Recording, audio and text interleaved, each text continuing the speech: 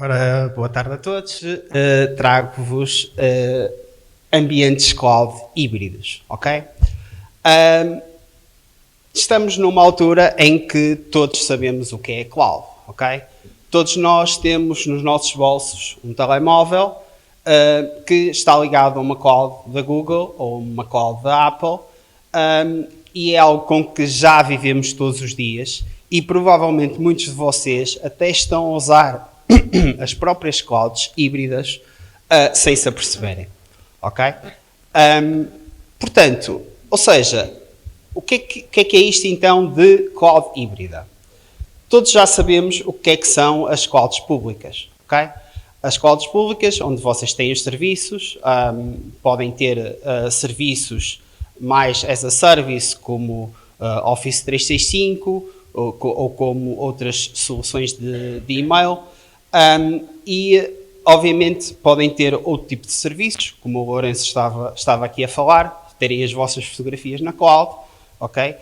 Manterem os seus dados na cloud, Google Drive, OneDrive. Existem várias soluções, várias alternativas do mercado que vos proporcionam estes serviços, ok?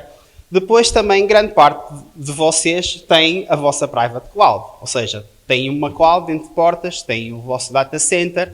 Este poderá ser, obviamente, mais otimizado, mais automatizado, mas, de uma maneira geral, existem sempre alguns serviços que nós vamos mantendo dentro de portas, ok? A cloud híbrida, no fundo, é uma fusão dessas sinergias, ok? Ou seja, nós vamos manter determinadas coisas que, por vários motivos ou os vossos requisitos, vão querer que estejam na vossa private cloud, ok? E existe a possibilidade de vocês determinados serviços externalizarem para a private cloud, para a public cloud. E, obviamente, no fundo, esta fusão de sinergias vai-vos levar a ambientes de cloud híbridos, ok? E existem vários exemplos onde isto vos vai acontecer. Ou porque vocês estão a implementar um novo projeto e vos dá jeito ou têm interesse em terem determinados recursos bastante rápidos na própria cloud, ou porque efetivamente estão, por exemplo, a fazer testes de carga, por exemplo, também é um bom exemplo, em que vocês vão precisar de ter, no fundo, recursos disponíveis rapidamente e vocês provavelmente até nem sabem de antemão e é muito difícil, no fundo, ter o capacity planning na vossa private cloud para esse tipo de cenários. Ou seja, no fundo aqui a hybrid cloud é como é que eu concilio estas duas coisas, que é o data center, que muitos de vocês já têm há vários anos e que vêm a manter, e como é que concilio isso com as novas já têm algum tempo, mas são cada vez mais populares public clouds, ok? No fundo, a apresentação que eu vos trago aqui hoje é, no fundo, percebermos esta problemática, ou seja, o que é que eu vou migrar para a cloud, ou o que é que eu tenciono migrar para a cloud, o porquê é que estou a fazer isso, quais é que são os benefícios, quais é que são os desafios que a própria cloud nos traz, ok? E vamos tentar perceber então isto. Vamos começar pelos benefícios, ok? Um benefício óbvio que temos com uma cloud híbrida e que, por exemplo, não temos se estivermos, no fundo, limitados a ter uma private cloud ou uma public cloud, é obviamente a flexibilidade, ou seja, eu junto sinergias e vou escolher colocar na public cloud os recursos ou as aplicações que, no fundo, que nós achemos mais adequadas. Obviamente que, tendo vocês, como no fundo aqui, como fornecedor a Eurotux também, obviamente, vos poderá ajudar nesse tipo de identificação. Outro benefício óbvio é, como vocês percebem-se, a questão da capacidade que podemos ter numa public cloud. Obviamente que nós, numa private cloud, estaremos dentro de alguns limites, no fundo, limitados à capacidade que temos dentro de portas. E, obviamente, que tendo uma public cloud, como por exemplo a AWS ou a Azure, nós, no fundo, a ter uma capacidade que não tínhamos até agora. Outro fator também importante é a questão dos custos. A questão dos custos, obviamente, é sempre, quando toda a gente pensa em cloud, pensa sempre que eventualmente vou ter custos adicionais, mas isso não é totalmente verdade. Obviamente que o que a Public Cloud vos pode trazer é efetivamente um benefício a nível de custo se nós soubermos escolher para cada um dos nossos requisitos se a solução na cloud é mais, no fundo aqui o nome é o cost effective, do que obviamente termos uma solução dentro de portas. Ok? Também a segurança é importante e porque é que também, no fundo aqui é um benefício de nós termos uma hybrid cloud. Eu, como dono de determinados dados, posso ter determinados requisitos que não posso ter determinados dados pessoais ou médicos, por exemplo, e esses dados não possam estar numa cloud pública, por algum requisito. E, obviamente, o facto de eu ter uma cloud híbrida vai-me permitir isso, vai-me permitir ter alguns desses dados na minha cloud privada, enquanto outro tipo de workloads na cloud pública. É sempre importante também referir que o facto dos nossos dados estarem numa cloud pública não é sinónimo que temos menos segurança. Muitas vezes até é sinónimo que temos mais segurança. Quase todas as clouds, se vocês forem ver o catálogo de serviços, têm todas as certificações, nomeadamente de segurança, PCI, IPAs, etc. Ou seja, no fundo, já têm, quando vão para a cloud, já têm esse tipo de certificações. Outro benefício, e esse aí é mais óbvio e se calhar até mais detectável, são obviamente o vosso plano de backup de disaster recovery. Obviamente que se existem coisas que têm que ficar na vossa private cloud, e há razões, várias razões para isso, também é importante vocês terem uma segurança a nível dos vossos backups e a nível do vosso plano de continuidade. E no fundo aqui esta integração de uma cloud híbrida vai-vos permitir, no fundo, tirar partido da cloud, por exemplo, para colocarem os vossos backups e no fundo, garantirem aqui um nível adicional de segurança. Estes são, no fundo, aqui apresentar uma parte dos desafios. Como eu já vos falei, há desafios que nós, obviamente, temos que ter em conta, ok? Um deles, e que, obviamente, a Eurotux vos pode ajudar, é, obviamente, a complexidade, ok? É óbvio, para quem, nomeadamente, seja da área mais técnica, que eu configurar um switch Cisco que tenha no meu data center é, obviamente, diferente de eu configurar uma VPC na cloud, ok? Ou seja, existe essa complexidade adicional que se tem que ter em conta, ok? Existe também o fator de integração, ok? Que as capacidades da cloud permitem-me de eu, no fundo, migrar a minha aplicação as is, ou seja, exatamente como está, para a cloud. Mas isso não é tipicamente sinónimo da melhor migração possível, ok? Ou seja, efetivamente, algumas aplicações ou alguns setups, existe a necessidade de, no fundo, fazer alguma adaptação por forma a que se integre melhor num ambiente híbrido. Depois existe também uma incerteza associada, não só com o know-how que eu já falei anteriormente, de ser uma tecnologia nova, mas também a incerteza dos custos, ok?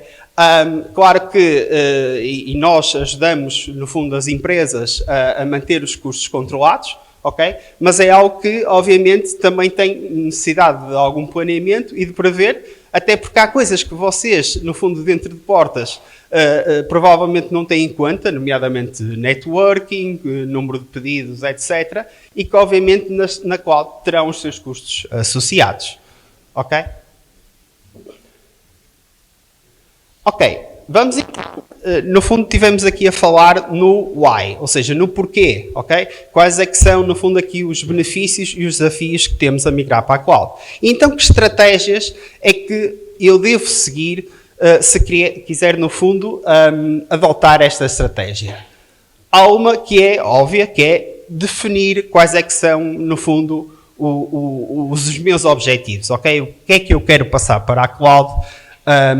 Quais é que são os targets, quais é que são as aplicações mais adequadas. Tenho aqui alguns exemplos, por exemplo, cargas de trabalho que sejam dinâmicas, se vocês tiverem determinado processamento que querem fazer e querem fazê-lo rápido e muitas vezes a vossa capacidade dentro da vossa private cloud não é suficiente para obter determinados resultados a tempo, é obviamente um bom candidato. Outra coisa que também chama a atenção é que, tipicamente, se vocês pretendem fazer migração de determinados workloads para a cloud, a vantagem é que depois na cloud vão conseguir fazer o que se diz de right sizing, ou seja, vocês migram determinada aplicação para a cloud e vão no fundo conseguir fazer com que aquela aplicação use apenas os recursos que necessita, porque obviamente vocês têm muito mais flexibilidade, estando numa public cloud, de fazer essa gestão. A parte do meio é muito relevante.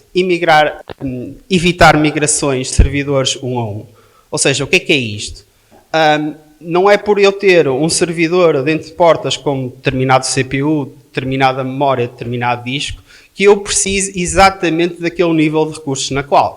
Posso precisar de mais e posso precisar de menos. E para além disso, provavelmente algumas coisas que eu tenho nesses servidores podem tirar partido de Managed Services, ok? Ou seja, são serviços que a cloud vos disponibiliza para determinado tipo de serviços que provavelmente vocês dentro de portas teriam recursos associados a isso e que poderiam usar Managed Services.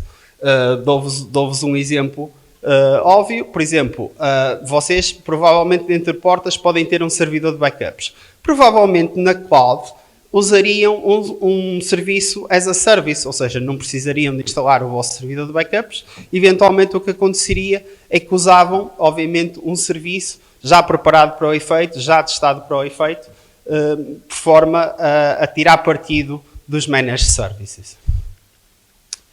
Continuando aqui as estratégias de migração, e no fundo na senda dos Managed Services, tirar partido das ferramentas, ok? Ou seja, eu obviamente vou migrar o meu workload, ou vou colocar parte do meu workload na cloud, e obviamente também posso tirar vantagens, ou no fundo aqui partido das ferramentas, ok?